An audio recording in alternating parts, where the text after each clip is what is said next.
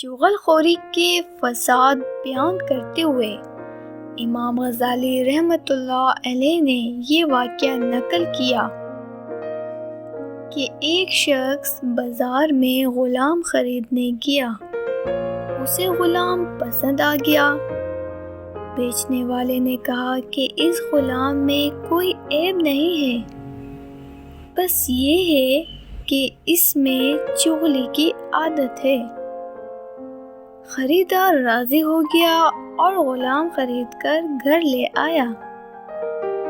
ابھی کچھ ہی دن ہوئے تھے کہ غلام کی چغل خوری کی عادت نے یہ گل کھلایا کہ اس نے اس شخص کی بیوی سے تنہائی میں جا کر کہا کہ تمہارا شوہر تمہیں پسند نہیں کرتا اور اب اس کا ارادہ باندھی رکھنے کا ہے، لہٰذا رات کو جب وہ سونے آئے تو اس طرح سے اس کے کچھ بال کاٹ کر مجھے دے دو تاکہ میں اس پر عمل سحر کرا کر تم دونوں میں دوبارہ محبت کا انتظام کر سکوں۔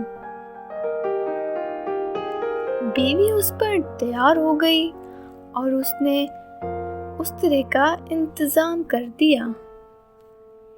ادھر غلام نے کچھ اپنے آقا سے جا کر یوں بات بنائی کہ تمہاری بیوی نے کسی غیر مرد سے تعلقات قائم کر لیے ہیں اور اب وہ تمہیں راستہ سے ہٹا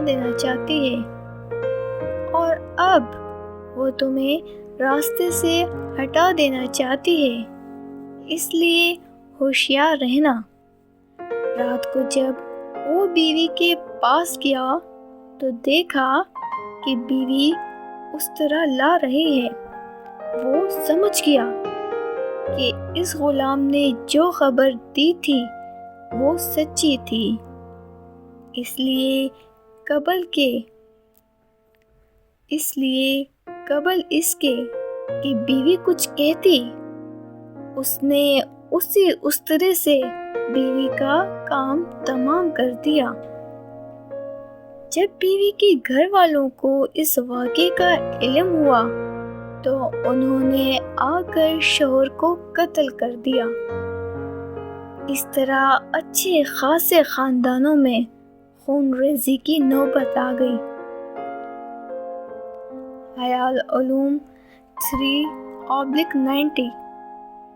الغرض، چغلی ایسی بری بیماری ہے جس سے معاشرہ فساد کی آماجگاہ میں بن جاتا ہے۔ اسی لیے حضرت حذیفہ رضی اللہ تعالیٰ عنہ بیان کرتے ہیں کہ میں نے خود رسول اللہ صلی اللہ علیہ وآلہ وسلم کو فرماتے ہوئے سنا ہے۔ ترجمہ: چغل خور آدمی جنت میں داخل نہیں ہوگا۔